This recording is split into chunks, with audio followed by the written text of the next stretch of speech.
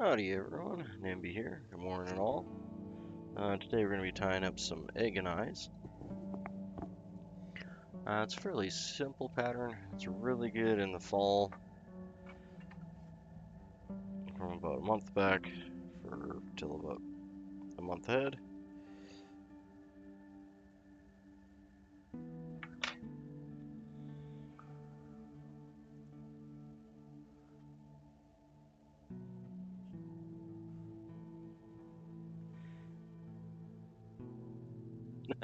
Hey Valhalla, hey wee man, thanks for jumping in right on the start. Appreciate that. And I knocked my thread off. Let's try that again. Super secure. Yeah, so we're tying some egg and eyes today.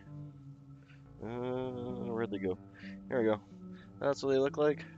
They're basically a cool little pattern that represents an elven, which we get floating down all our, well, not all of, but floating down a lot of creeks and rivers around here this time of year. And about a month back they start. And also depending on the species and the spring as well. Basically it's a small trout or salmon fry. Mostly salmon, but there's a trout variation. Thanks. That's a fun little easy pattern. It's super efficient uh, if you're fishing around like creek mouths and openings. So a couple things we're gonna need for this one. It's a pretty simple pattern.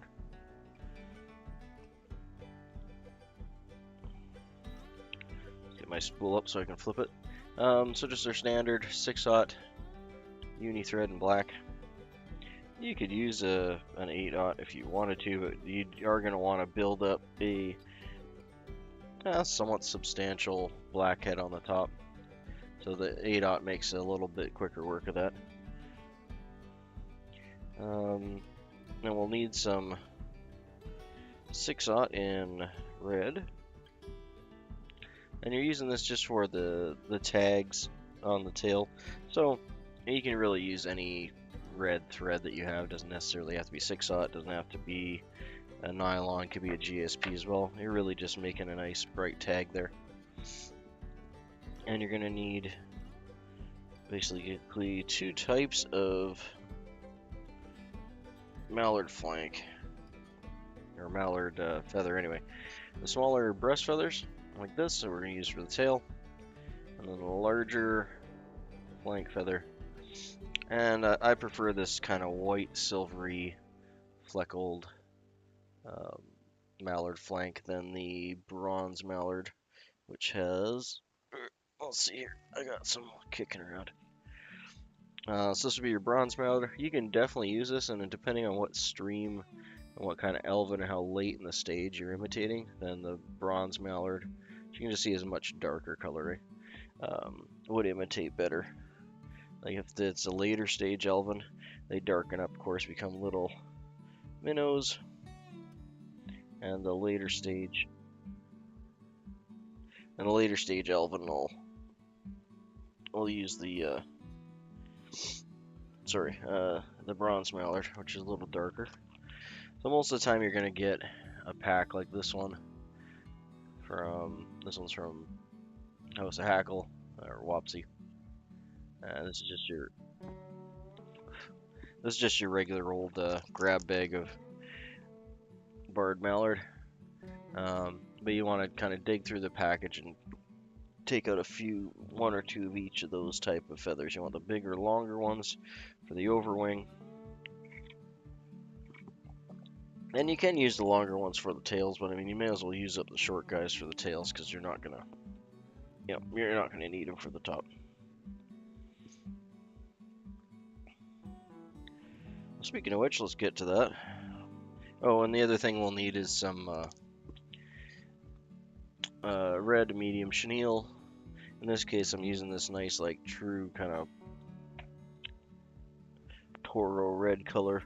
I had this, and I do have it somewhere, but this is more of a hot kind of fire red, which I do actually like better for these, for the egg sac color.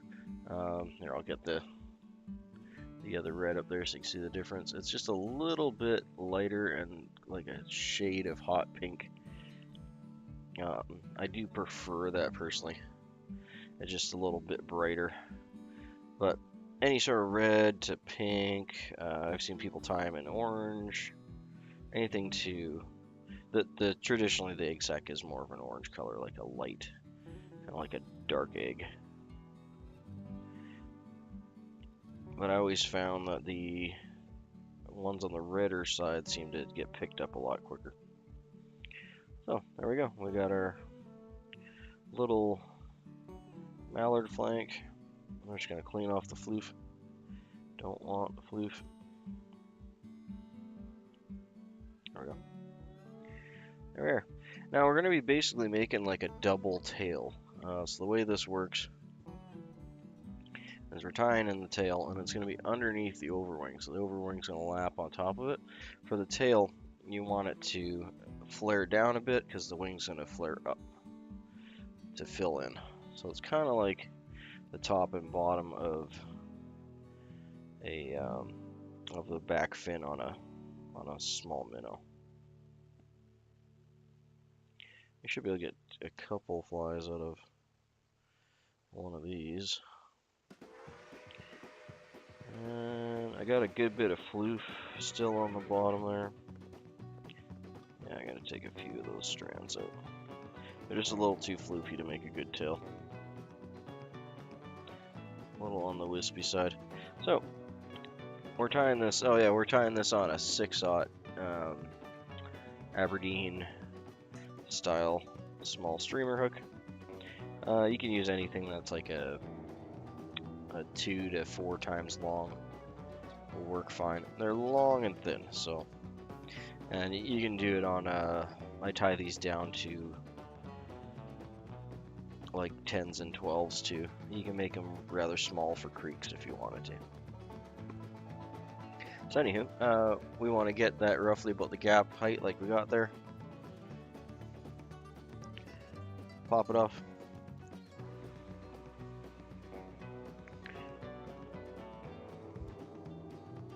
Roll it.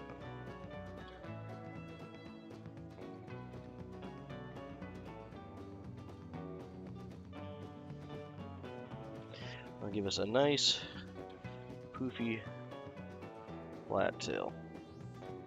You don't have to go crazy with these, and we're going to be tying it back a bit because we're going to overlap this tail with the body wrap, which is going to be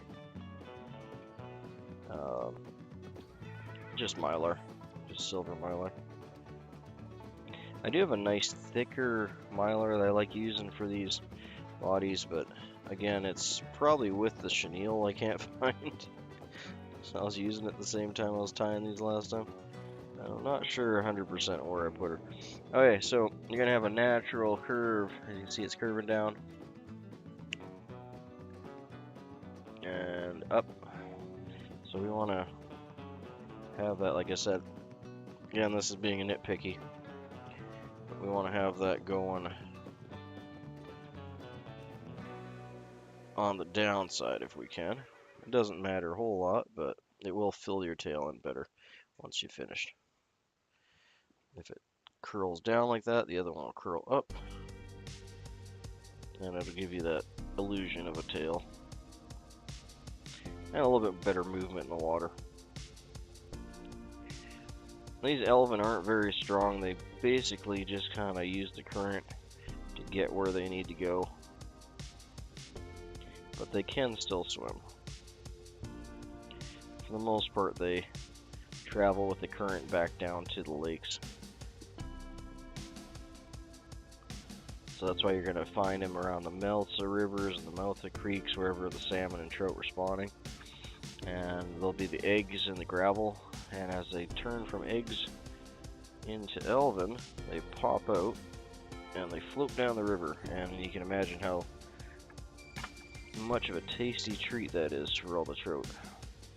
So that's why these just hit it off at the right season. Or even in off season, actually. I've had a lot of luck with these.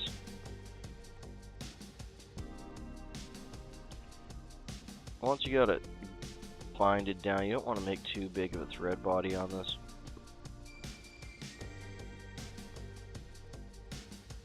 But you just want to have a smooth ramp up, because you're going to have a tie-in point over top of that with the red thread. So as long as you're not kinking up your mylar, it's really not going to make a whole lot of difference to you. So like I said, I normally... Do I have any floating around here?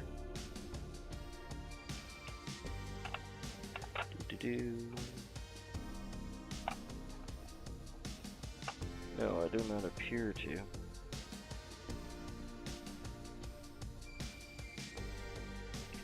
Oh, here's some silver. This is just your regular standard silver mylar. This is gold silver tinsel, and this one's in a medium, so this is one size up. So we're going to use the medium right now, but you can use the thinner stuff. It just takes more wraps.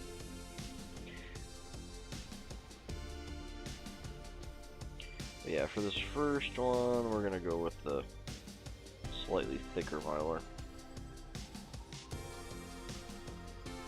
If I can get it out of the keeper there. There we go. You can use more than you expect, so I always like to get a little bit more than I think I'm going to need.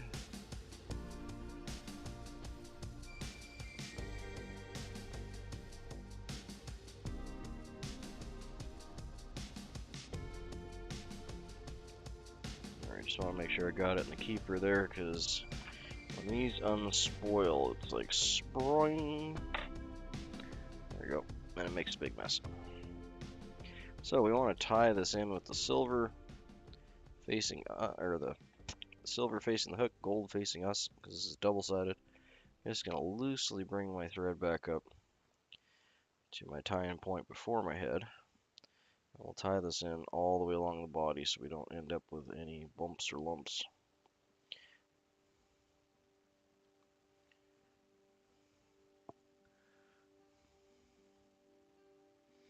And it's a fun and rather pretty fly to tie.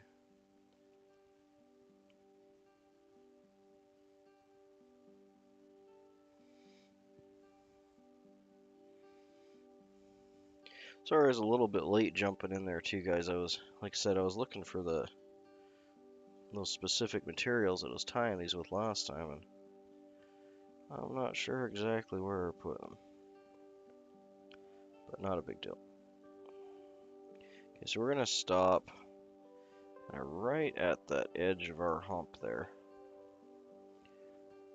where our tie-in point is. So I got a fair bit of room back to the tail, so we're going to be wrapping towards the tail and then back this way, and that'll lock this in from sliding as much. And we're going to bring this all the way back to the start. Now if you're having a lot of trouble with your mylar laying down all nice, because it can be a bit of a pain, it does take a little bit of practice and patience. Varnishing your thread can help too. That's what I'm doing right now. Not super necessary, and the thicker the mylar is you use, I wish I had that thicker stuff. It's just Christmas tinsel, actually, for stuffing gifts and whatever they have out this time of year. It works a treat for body mylar like this, because it's almost twice as thick as this medium. Yeah, I'd say about, well, maybe even a little bit, maybe even a little more than twice as thick. So the reason we're starting our mylar right here is because this is where we're going to make our thread collar for the hot spot after. So that'll help crimp down any change in direction that we have. That little red collar there. And that should be like kind of like right above the point of the hook, or just before it. And these ones here on this side are actually tied with a slightly curved, almost nymph hook, which works well too. But they work just as well on a flat Aberdeen hook like these two. I've never noticed any difference, but whatever you got, it'll work either way. Alright, so let's get back to this. I'm going to, because we got a lot of wrapping, I'm actually going to get the thread up in the bobbin holder here.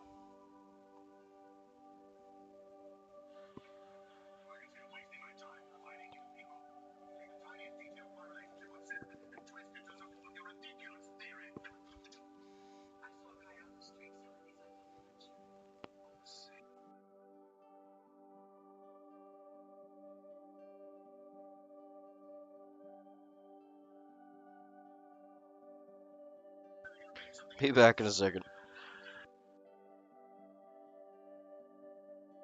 I'm not sure why the TV turned on and started playing Frasier.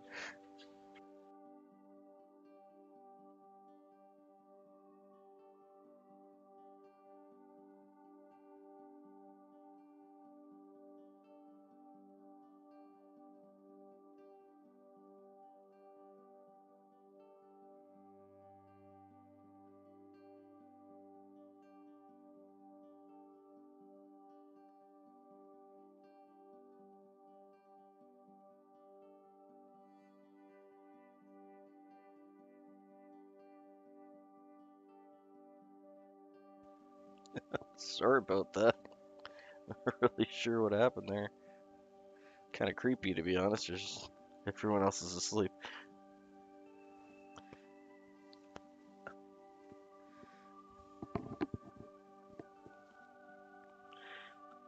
Weird TV ghost this morning, apparently.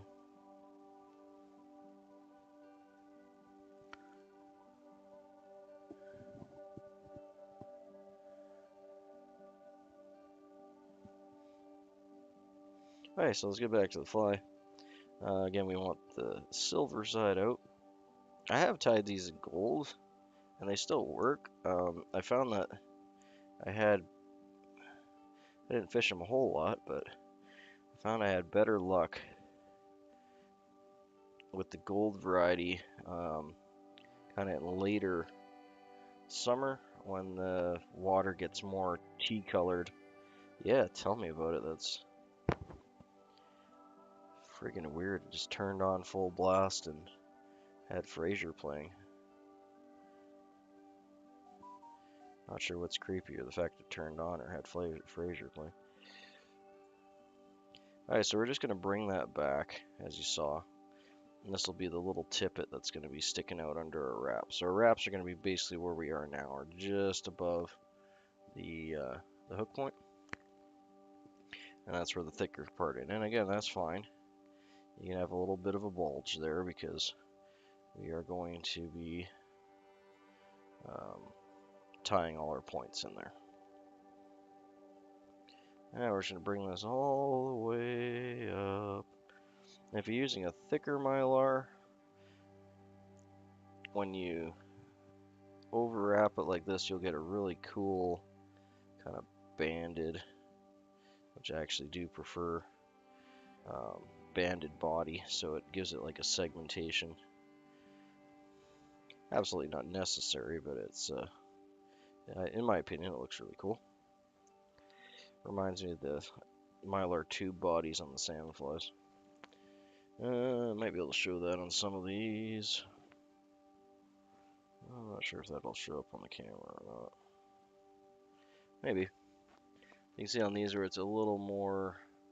These ones might be thinner, actually. That one there is thicker. You can see the banding on it. It's little bumps.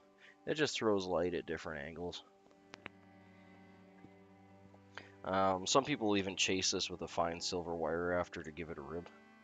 I really don't think, considering everything, that it makes any difference at all. But you're welcome to. Not gonna hurt nothing.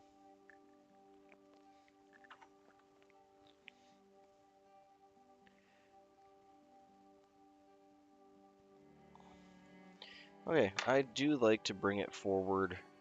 You can stop at the start of your egg. Start of your egg there, but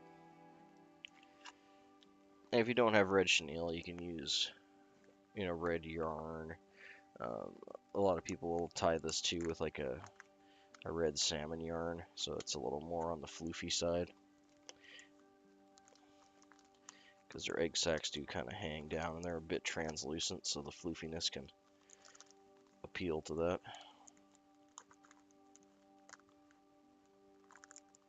Again, I really need to get some pre-done photos and stuff so I can pop them up on lives. I should put some effort into that.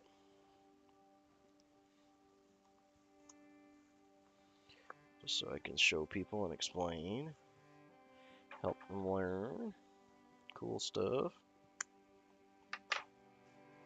Alright, so this is going to be enough to tie a lot of these. Probably cut too much off, to be honest. Don't need a whole lot.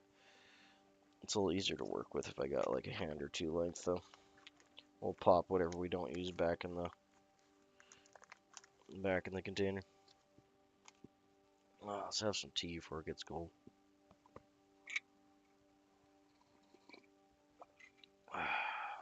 Nice Earl Grey again this morning.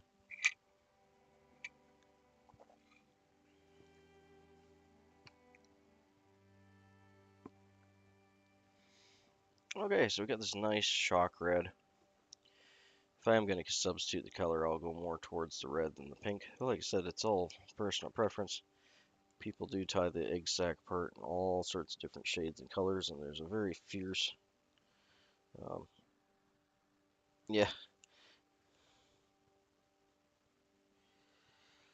I like a nice, I've been putting a heavier cream in my teas lately, and I've been enjoying that. So what you'll want to do, because this mylar is quite slippy, I do like to tie my mylar in ahead, and then I'll back it up and back the thread over top, and that'll make a nice thread base for the chenille to sit on.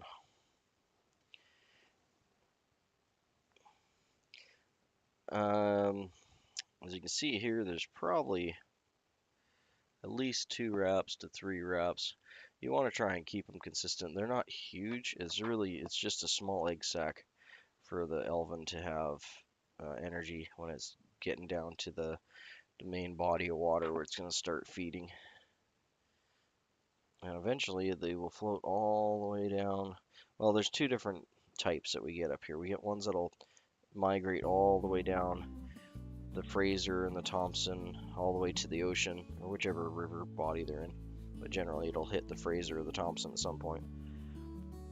It'll either be those, or it'll be the ones that winter in the lakes. So we have larger lakes like the Shuswap, the Okanagan, Kamloops Lake, all the bigger bodies of water that are several hundred feet deep, and they'll winter there. And I won't tie this in the whole length. I'll tie it in. I'll generally break my rule with chenille, and I'll tie just the butt end in here because we don't want a lump. If you tie it all the way across, I find it gets lopsided, whether you tie it on the side or bottom or the top, because you're doing the overwing. So I'll just tie this in just like that, and we'll bring our thread back up to the middle of our tying point. I'm just going to pop this away for a second.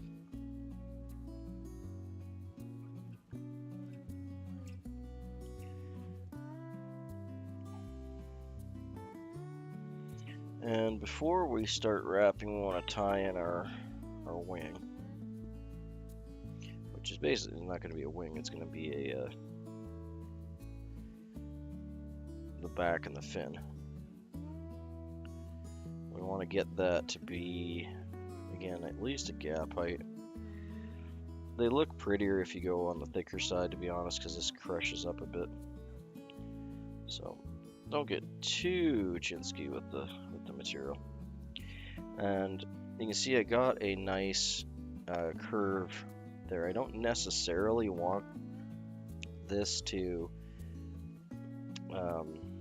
be flat like I do generally with most things. You want to have that bit of a curve to it, so I'm not adjusting these tips to all line up. And again, that'll take the opposite effect of the down curved tail there, and that'll give us the up curve, which will give us a little fin. So for this one, I'm going to take a little bit more than the gap height, so probably gap and maybe a quarter. Yeah, give or take somewhere in there. You want to keep these together, hold them nice and tight, pull the rachis, and just pop it off.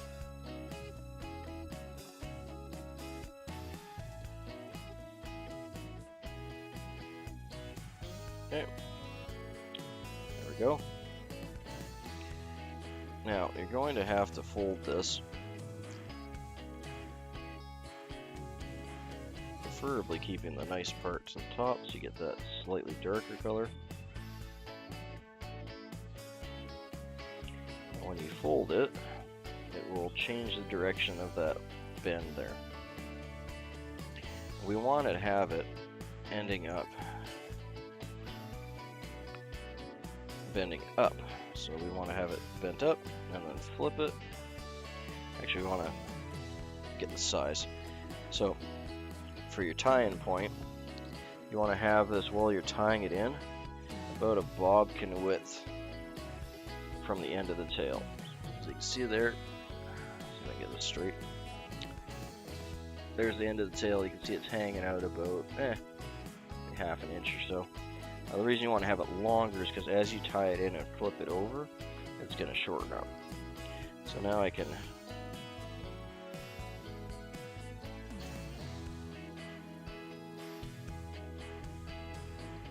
gently transfer that around, and we'll just do the opposite of what we just did, just to check our sizing. You can shorten this up when you're tying it in, but you can't make it longer. It's always better to err a little bit on the side of longer. Okay, that'll do. I'm going to tie this in facing forward.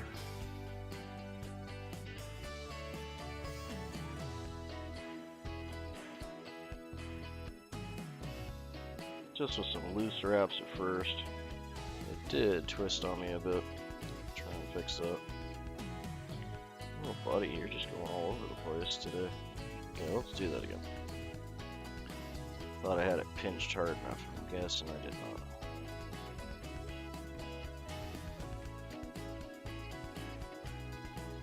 Okay, so if it's bending down like this, I know I'm off camera, but you can see the bend in the feather there. You want it to be bending down while you're tying it in, because when you flip it up backwards, the bend will be the opposite. There we go.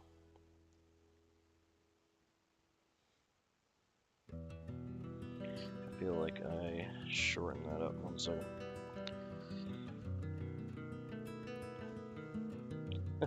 Normally this is a bit quicker process, but I'm doing more talking, less tying.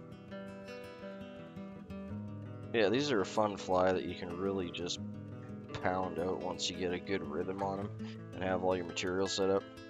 There's not a lot to them. There's a few technical steps like I'm pointing out here at the start, but what you can see once you get things going. I don't like to tie this in. I know it's kind of hidden, but I'm going to lift it up here so you can see. I don't like to tie it in right here, like right up to where your head would be. I like to leave a space about a bodkin width for where your head's going to be. So you can bury it back and you can get rid of that step and make a nice bulbous head on it. So before we clip this off, I'm just going to bring it back. Now remember, this is going to be a hair shorter, but you can see, get my chunky fingers out of the way for you. It's a good time to at least check the length. You want it to be just a hair farther than the end of that tail. See, it's just about a bodkin. I'm trying to get this straight. There we go. Just about a bodkin width longer. So when we fold this over and tie it in, we're going to lose that little bit. If you're worried about it being like, you know, as close to lined up as you can get it. Fish aren't going to care.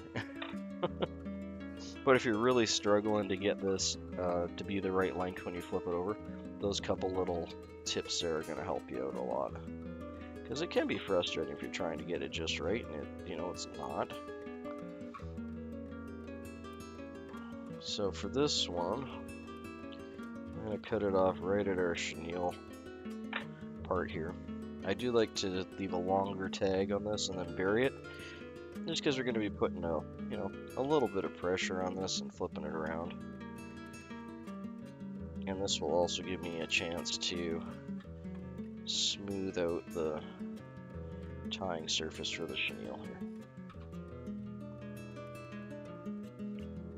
Most of the time it's not an issue, but there we go. So we want to be ending again.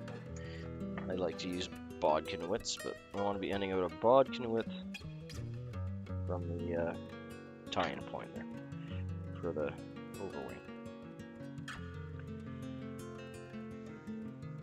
Now, arguably the fun part.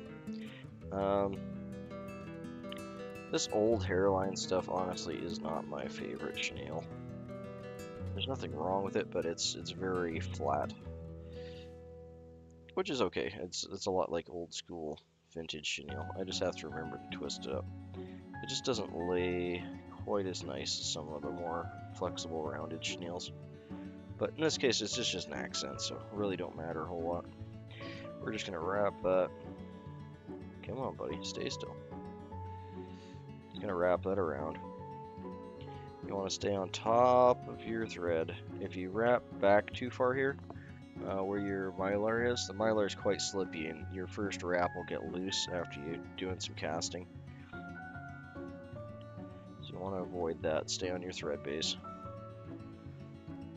You don't want a loose elven. That would be bad. Yucky. Okay, so did I get 3 wraps or 2 on there? Might have went too far. I didn't count. 1 second. So 1, 2, yeah, okay. So this is my 3rd wrap, so I want to end it here. I do like to end my tie just underneath.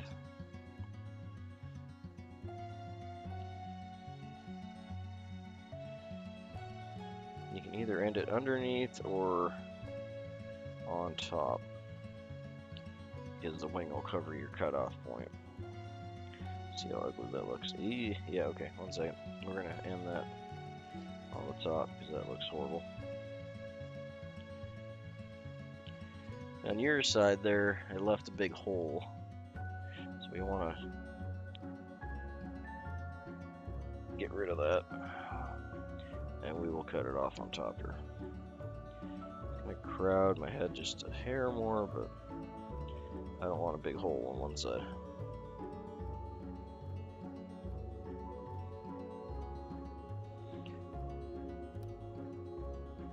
Again, you can adjust your wrap amounts here based on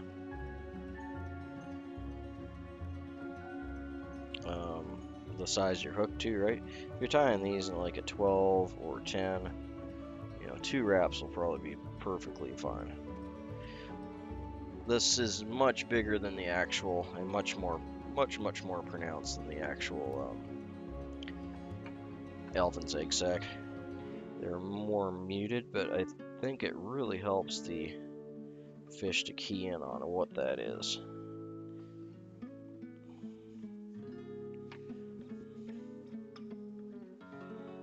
You know, it's like having a steak floating down the river and trying to hide the fact that it's a steak. That just seems silly. We want them to know that it's a nice, juicy steak. And just like a lot of other flies that we tie, we want to exaggerate the parts of the trout's going to be excited about, right? I do have some smaller fibers on this that I didn't notice until after. It looks like we're good. So that's what we got there. So now you can see we got the one pointing down, one pointing up. And that gives us, when it gets wet, they'll mat together and give you like a very nice resemblance of a tail.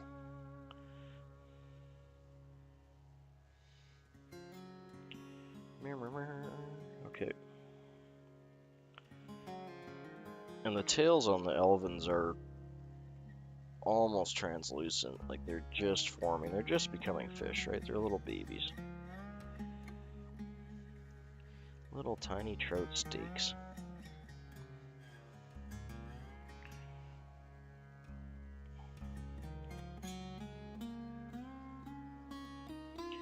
Okay, and this is going to be right above the hook point. This is something you don't normally get to do, is tying in a second thread. Actually, just to make life easier on me, I'm gonna half hitch this front one and just get it out of the way.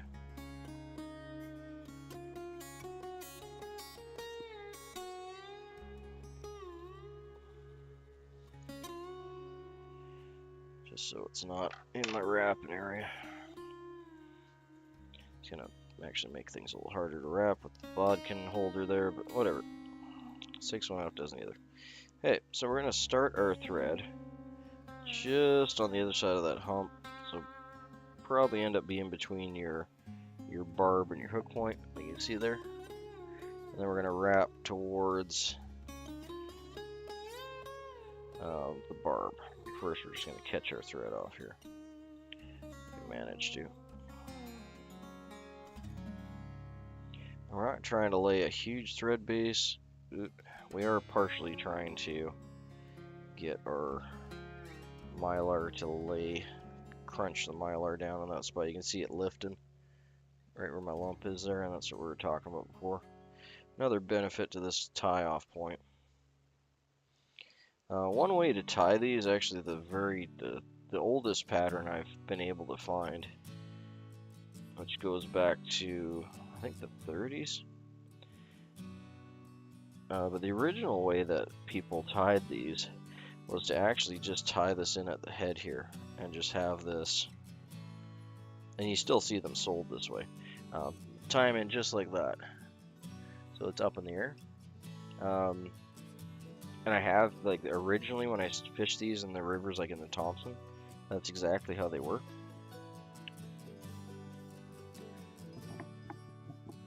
Hey, morning, Robert. Good to have you in, mate. Yeah, so when I first originally started fishing these, that's exactly how they were. They were just sitting up like an overwing, just like that. And if you want to start tying them like that, that's perfectly fine. There's nothing wrong with that. What I did find, though, is mallard wing, especially since you're fishing in the rivers. The mallard wing is fairly soft, and it will get beat up rather quickly. So when you're tying it down in this fashion, one, it just resembles the Elvin a lot better, and two, it's way more durable. You'll get a lot more casts out of it, because where you're fishing these are going to be don't burn the pizza. Oh, I'm so bad at burning pizza. Ask my kids.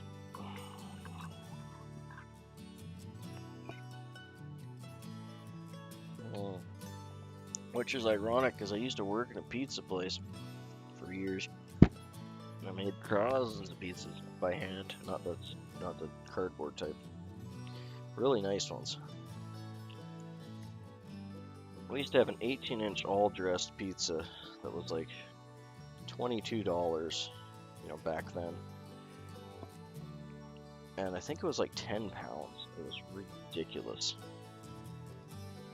It was actually really hard to cook that pizza, because you had to cook it long and slow, evenly enough, because it had so many toppings on it.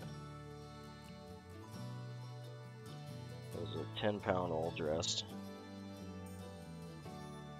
Okay, so I'm just making a single thread layer right up to the hook point. And this is kind of a dangerous way to tie, because you got your hook point right there. So be mindful. Excuse me. Yeah, good luck with the woods when you get out there, eh? And morning, Valhalla, if I didn't say so already. I think I did.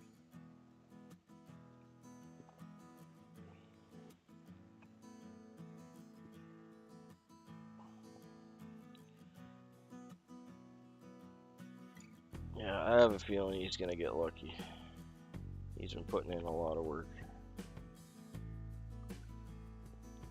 Okay, so we're gonna pin this back. This part can be a little bit tricky with the fingers, but you wanna get it kind of right where you want it, and then hold both, then you're gonna get a few flyaways like that generally. And the most important thing is to get your first wrap in just light, and then lock it in with a couple wraps after. Got a little too much thread going on here. Let me just tighten that up. And just be gentle with it. Take your time.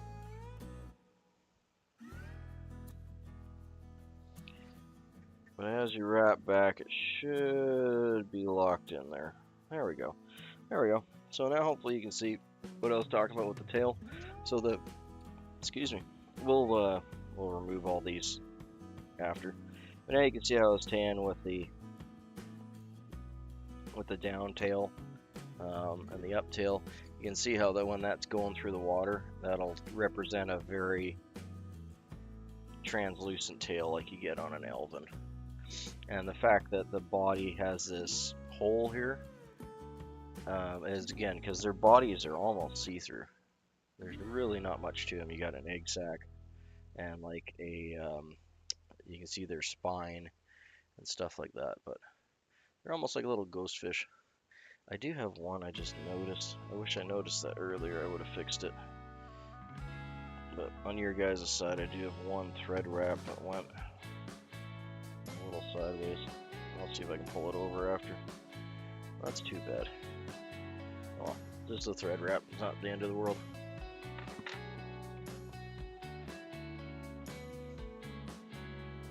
I'm going to lose 2 internet points for an ugly fly. Alright, well, let's keep wrapping this back. Now, as you wrap this back, you don't need to match your collar to what you have underneath. You just want to make a nice, even, clean tag point there. It's not going anywhere, especially after you have about a bodkin width. The more important thing is that you're consistent with all the ones that you're tying.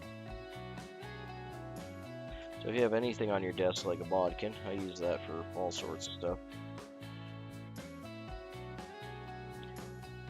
You can use that as a measure for how thick you're making it. You can keep them all roughly the same. And just make sure you don't have any stray thread wraps like I did. And then we'll bring this back up.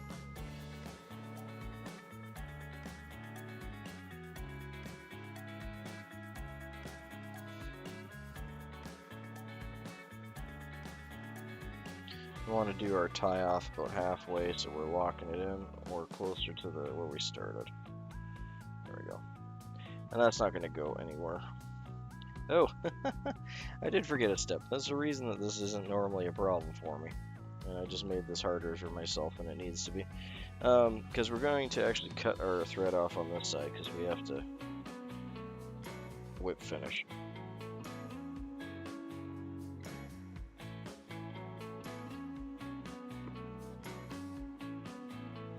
But as you're fishing these,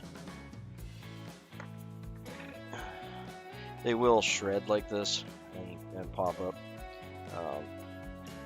So as you're fishing them, just check it every 5 or so casts and just clear them off.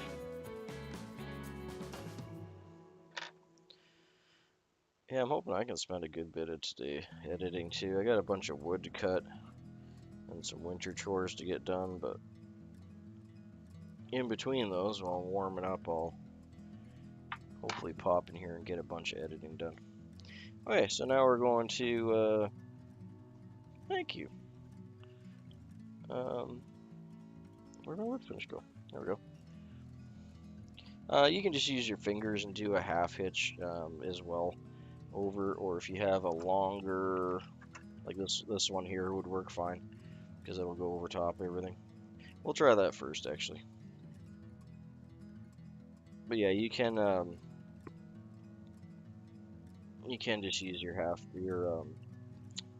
whip finish tool here too. Okay, that did exactly the opposite of what I was hoping it would do. One second. You can see that my knot jumped to the back tail side. I want it in the front. So I'm going to grab it with my bodkin here and just kind of walk it back a bit. As long as it's on the thread base, it's not going to matter a whole lot. Then we want to go opposite direction and tighten, and then it's tied off. One of those is probably fine because you're going to be putting a dab of head cement on it, but I'm going to get at least 2 in here. I never find that a single half hitch really holds well. But the two of them will bind against each other and really kind of stop it from going anywhere. Again, I like to finish those on the underside just so the top's nice and pretty. You know, fly tying vanity metrics and all. I'll finish that off right there. There.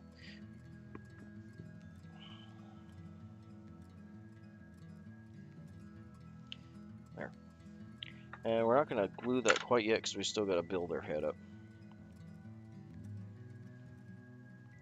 Once that part's tied in, and we could have actually just finished our head off and then clipped it. That probably would have been a better go. But now we're going to build our head. Feels like I got it. Okay. And by building the head, we're really just crushing that back, and that's going to give us a little more height on that wing cap too. Not sure. I'm gonna classify it as an overwing, but I mean, I suppose it could be all sorts of different classifications.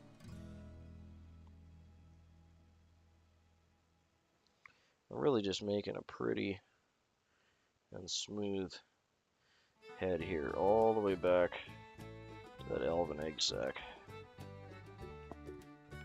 There we go. Yeah, that's pretty. And actually, my little thread wrap kind of got buried in there. So yay! Yay for happy accidents, right? Same thing. 2 half hitches.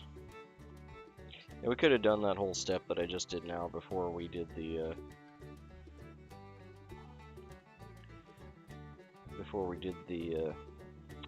hot spot there to tie the tail in.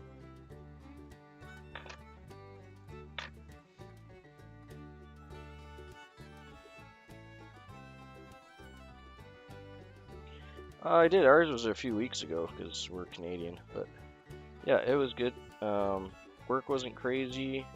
You never know on holidays, especially on around Thanksgiving, whether it's gonna be crazy or not.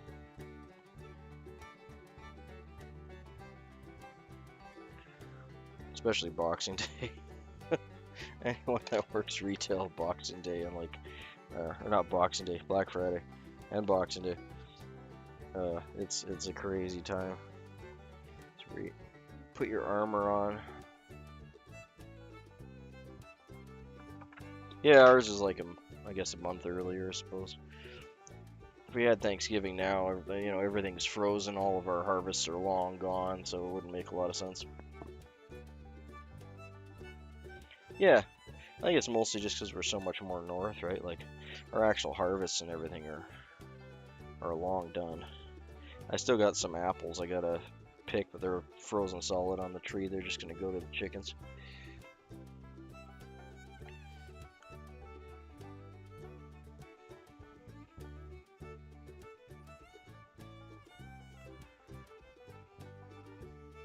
Okay, so that guy's pretty much done. We're just gonna lacquer him up now. You see, super simple fly, but I mean, if you're fishing up north here, or any place where the salmon go, you would be silly not to have at least a couple variations of this kind of thing in your box, because this is a huge food source for the trout in a time of year where they're really not going to be getting any more big food sources. Another really important reason why the salmon stock is important for the whole food chain, you know, not just the salmon. People forget about that these little elven are going to feed at a time of year when all of the, not all of, but the majority of the insect life and other stuff that the fish are going to be eating are gone.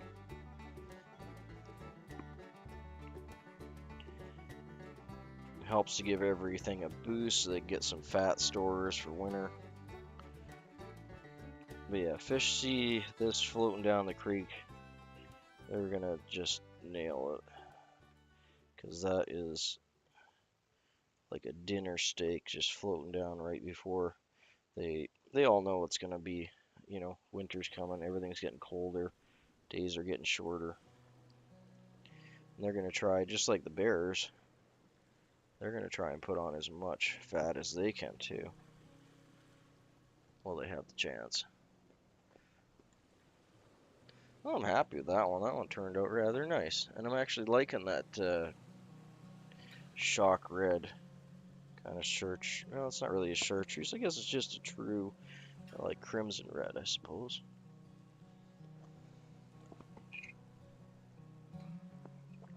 It might even be like a true red. Either way, I like it. So we're gonna rotate that because I got a fair bit of. Actually, let's just put a whiff of Sally Hansen's on there too, just to seal that up. Anytime I'm fishing around creeks or rivers, I like to have Sally Hansen's on the head. Again,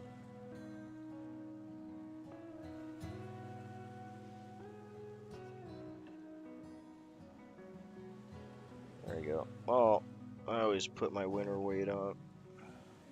I'm happy for it. Means I have a good, happy life.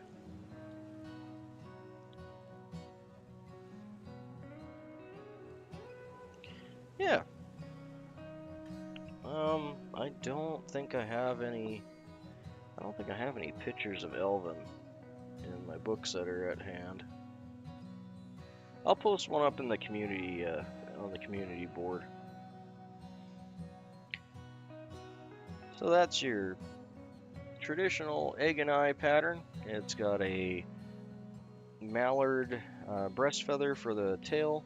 It's got a mallard flank overwing. You want it in the silver variety instead of the bronzed, unless you're going for a later version or a later schedule for the Elvin. And for the body, it's just a mylar body, a mylar silver tinsel body, and some red chenille for the Elvin egg sac up front. This works a treat for anytime you're fishing around or in creeks or rivers in the fall, up in well, Canada or anywhere on the west coast, anywhere where you got salmon run. These Elvin will be making their way down after they hatch from the eggs, and they'll be going back to the ocean. So anytime you're fishing in tributaries that are heading to the ocean, you're going to have Elvin in the water at some time of year, so it's good to have a couple of these in your box. Really fun, cool, quick, and super effective pattern to fish in any waters that are heading to the ocean that have salmon in them, or trout for that matter.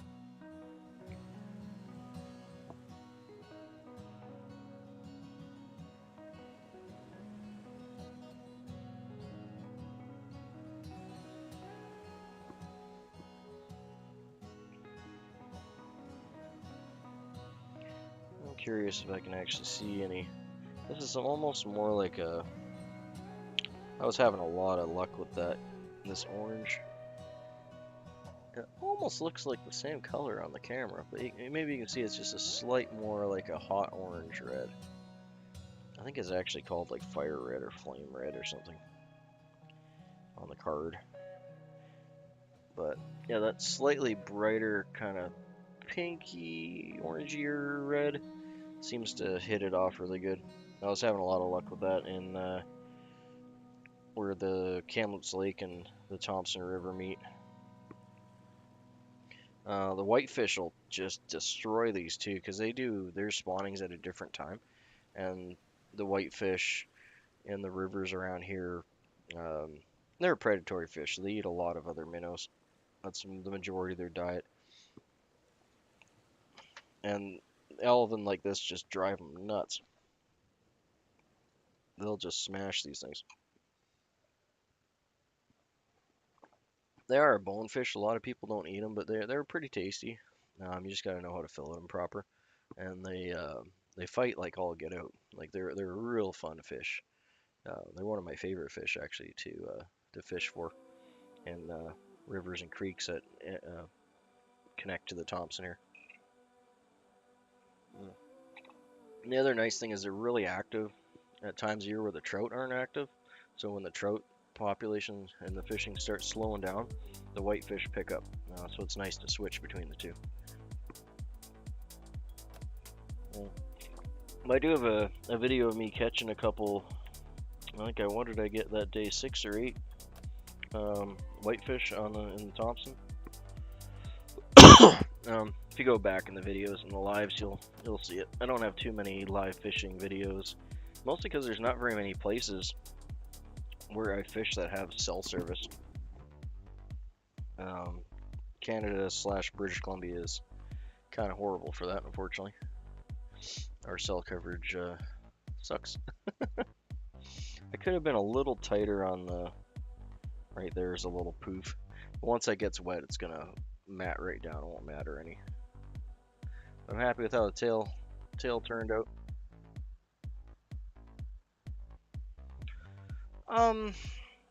No, you don't really want to weight this fly. I mean, you may have to if you're fishing some pretty heavy water. The reason is, like I said, these Elvin they don't really swim like they can swim. They're like a partially formed fish, right?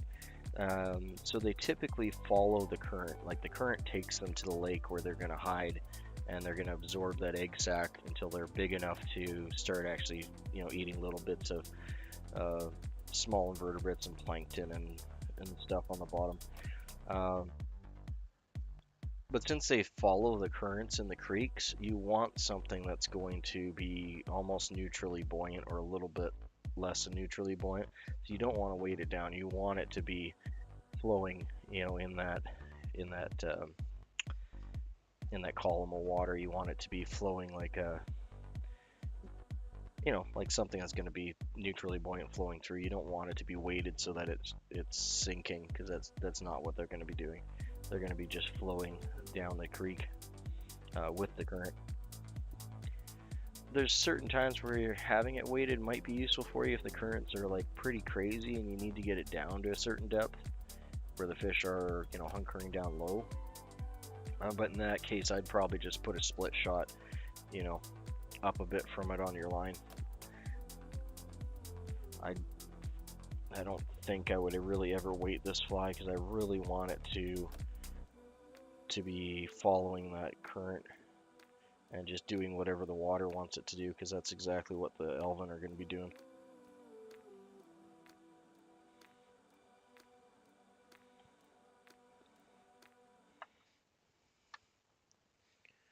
Only times, like I said, I could think of that I would want it to have any weight at all would be if it's a really fast moving section and the fish are a good, there's a big heavy pool there and the fish are, say, 3 or 4 feet down in a deep pool, and I gotta get it deeper, and it's just like going above their heads and they're missing it.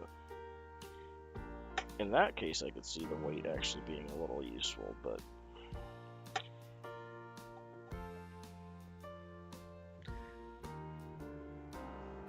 if I was in that scenario, I'd probably just throw on like a weighted Prince Nymph or something, to be honest. Probably fish better.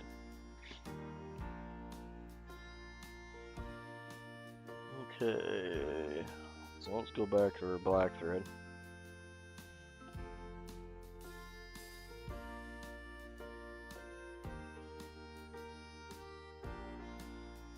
Oh, just realized that it's yeah. I'm gonna be back on later today, guys, so I'm not gonna actually have time to do up another one here. I only got 10 minutes. Well, yeah, let's see if we can pound one of these out in 10 minutes. I'll stop with the yabbery and I'll just get some tie in here.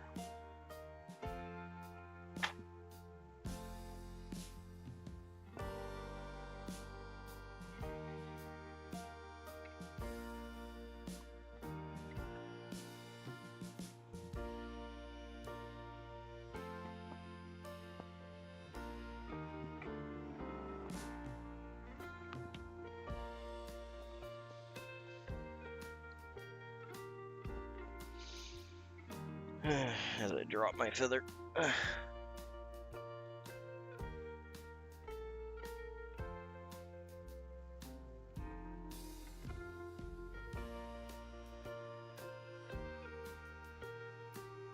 There we go.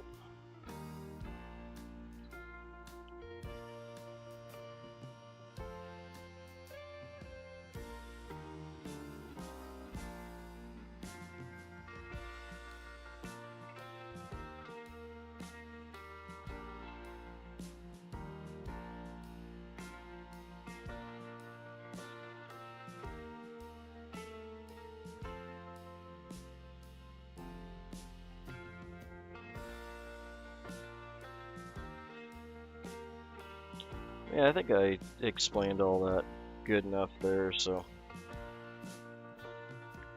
this one's gonna be quick and dirty.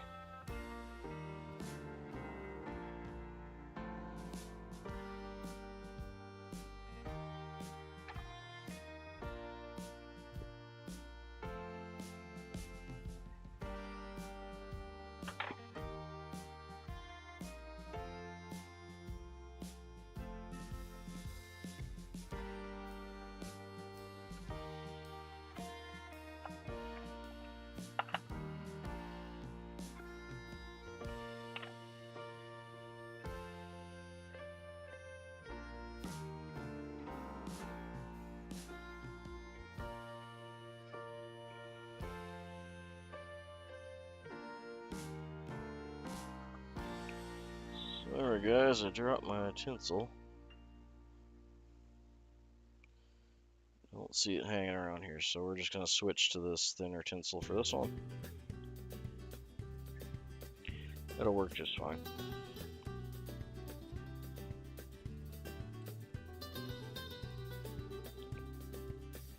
But yeah, I'll be on later today. I got the next couple days off. I don't got a lot going on, so we'll do up a bunch of these.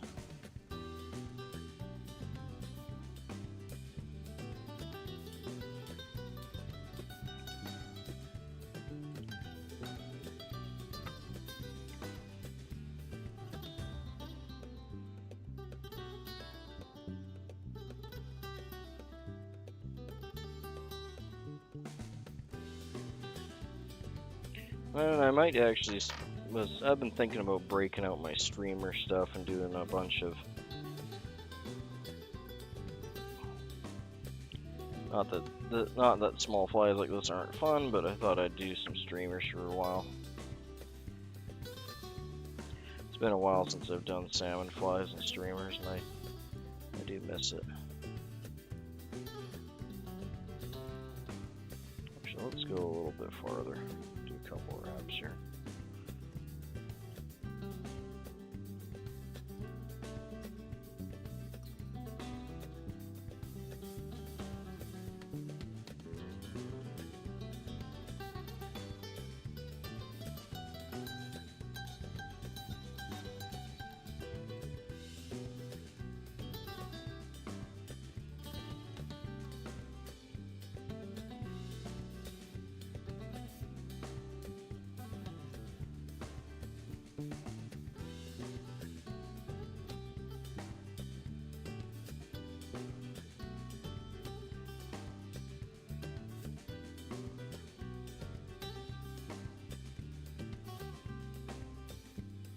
The thinner tinsel isn't ideal for the body here because it can move around a lot more, but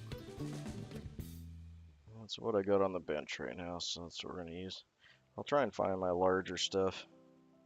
I know I have it here. Question is just where I put it. Let's get a couple more wraps in there. There we go.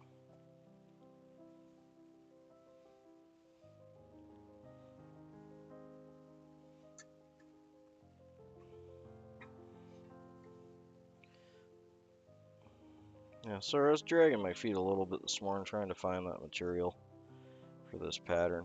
I know they're sitting together somewhere. I didn't put them back where I should have. Downsides and challenges of fly tying, right? Material stuff can be super annoying. Like trying to keep all your stuff in order and in the right spot so it's easily accessible and usable and all that good stuff. Yeah, for sure. That's like especially in salmon streamers and that kind of thing, or accents on nymphs. It's really good for that to show like air sacs and air being caught in the gills and that kind of thing. Where did my thing go? There we go. Oh, now I find my tinsel. Oh, tell me the struggle is real. I have so much material. I got more than a lifetime. I have dressers and closets full. I tie daily, obviously, and I still probably won't ever use what I got. But it's hard though, because it's like some stuff I know I'll completely use it up, and I'm not gonna find it again. And other stuff, it's like, you know, it's 3 or 4 lifetimes worth of me. But if I get back into production tying, which I wouldn't mind doing actually, um, you know, I might use up a lot of that material in that case. So we're going to.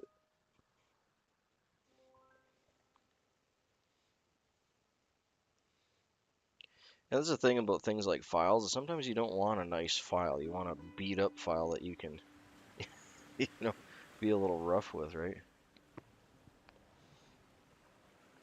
Ugh, I forgot to tie my overwing in. Oh well, we'll make it work here. I'm rushing myself.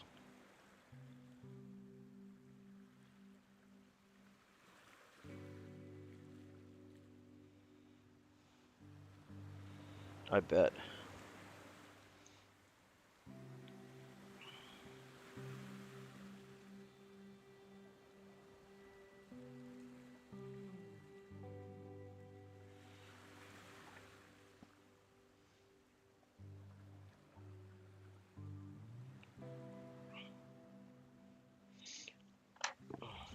That's the thing, is they only last so long, right? I mean, you can clean them. You can do things with them to rejuvenate them a bit, but they do have a lifespan. Like I was saying, sometimes you want an absolutely junk file so that you can, you know, if you're working with dirty material or you gotta get something off like paint or something that's gonna muck your file up, you don't necessarily want to use the best file you have. Okay, we're gonna grab a wing, a little longer than our gap length there, with the curve up. Pop that off. Again, quick and dirty. And get this done as quick as I can here.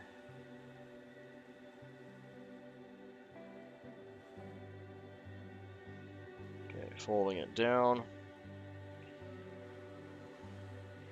I want to get the length or tie-in point to be about a bodkin length longer.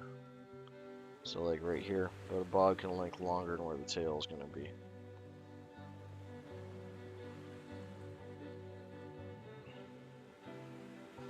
I really should pinch wrap this. I didn't really grab it right. Yeah, let's redo that.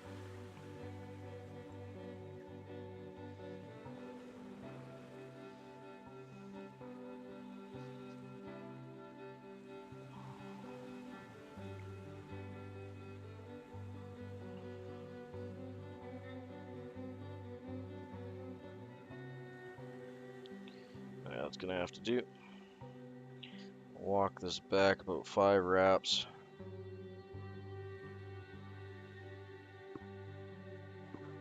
We'll cut that off. I'm not worried about the tag end, like I said.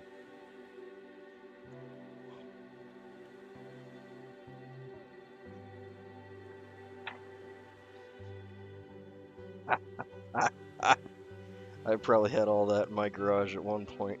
Especially the trampoline springs make me laugh because it's like, I can't throw these away. These are useful for something.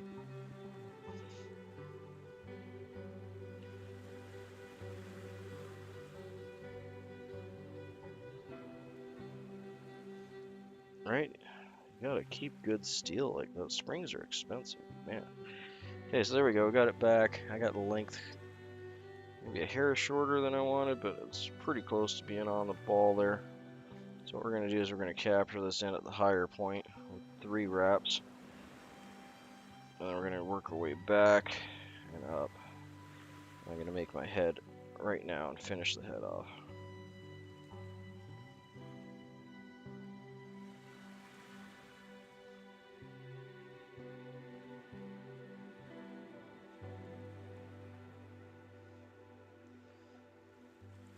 There we go. Okay.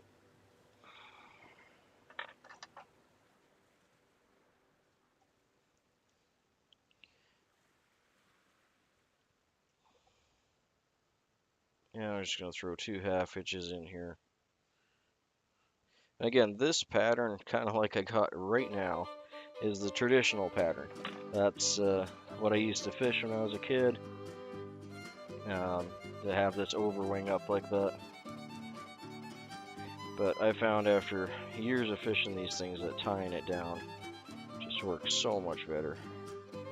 Because that wing gets beat up right quick. When you're fishing it, like, I think the benefit of having it up like that is when you're popping it through the water if you're stripping it. Not that these things swim terribly well, but even in the current, that it has a little bit more movement to it. But that's all I could see it being a benefit to anything.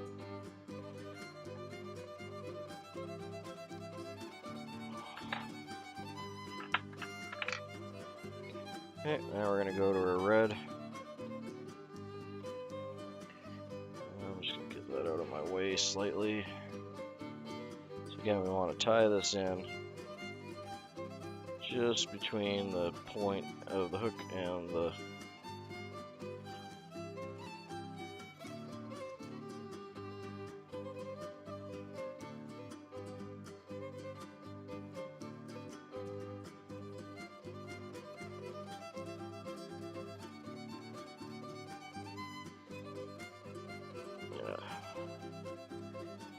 up just a hair more on that.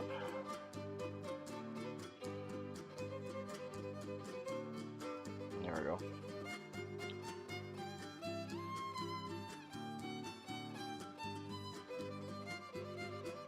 You don't have to be too concerned with that because you're going to be varnishing the junk out of it, right? I'll keep this as nice as I can. The first couple wraps, hold it in place. I want it right on top too. It always looks, not that they would fish any different, but they always look horrible if they're sideways. They like slide off to the one side of the hook for you.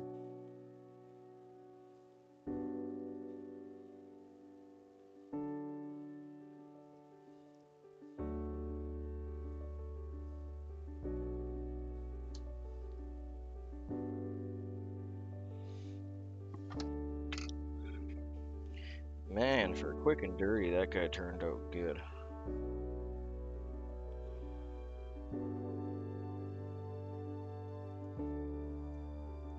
Oh, come on, don't muck my tail up, man. I was really happy with how that tail was sitting. I don't need to do that. I'm gonna try and get one higher up here and see if I can change that a bit.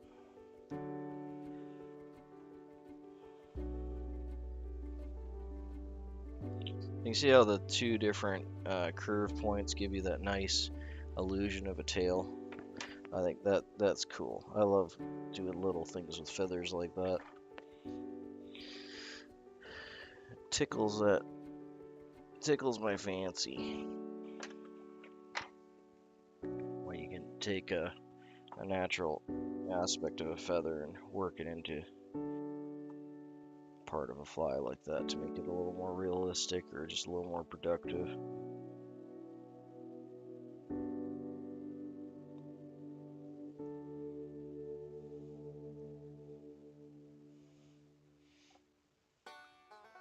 I'm not sure if I made I know I filmed a long form video for these guys before,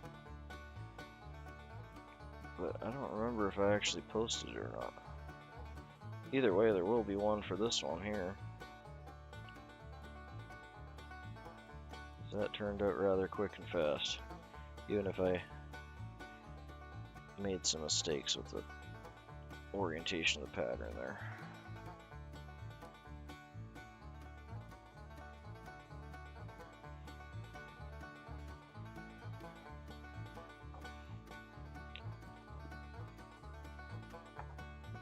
There we go, got her done in, well, 15 minutes, not bad I guess. I could definitely work on my tying speed, that's for sure. Never been really fast.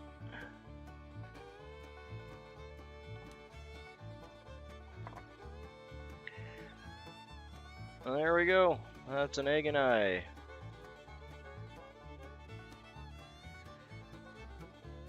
Has a mallard breast tail, a mallard flank overwing, the silver variety, not the bronze. A red chenille underthroat representing the egg sac on an elvin, mylar body, and a nice bulbous black head. This will represent the elvin that float down the creeks and rivers into the larger tributaries on their way to the ocean down the Fraser and the Thompson River. Always good to have in your box. Super effective in the fall. There's also some hatches that come down in the spring too for other species. But it's definitely something you want to keep in your box if you're fishing British Columbia, Northwest, Alaska, anywhere salmon run go. I guess even East Coast as well. You know, they got the Atlantic salmon up there, right?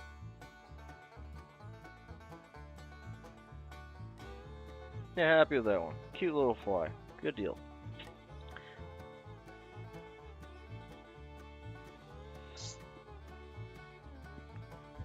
Yeah, so I just want to thank everyone for hanging out with me. I just got to get my morning going. I got to go pick up the kids and get the weekend going. I got to get some groceries and do all the regular things on a Saturday. And we'll be back in a few hours.